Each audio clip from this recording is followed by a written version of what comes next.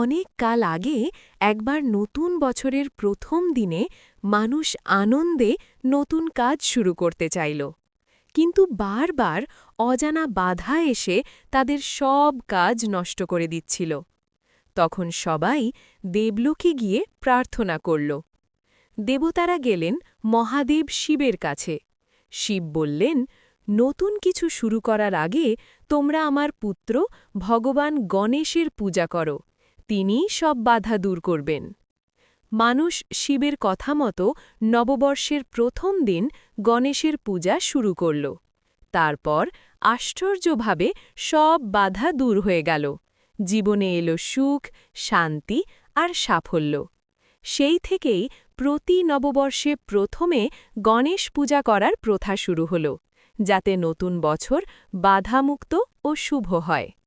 বার্তা: নতুন বছরের শুরুতে সঠিক পথে চলতে চাইলে প্রথমে বাধা দূর করা জরুরি, আর সেই আশীর্বাদ দেন গণেশ। এই রকম আরও পৌরাণিক কাহিনী, ভক্তি, ধর্ম ও দেবলীলার গল্প পেতে এখনই সাবস্ক্রাইব করুন মা দুর্গা ইউটিউব চ্যানেল। ভক্তির পাশে থাকুন, ধর্মের পথে চলুন। জয় মা দুর্গা।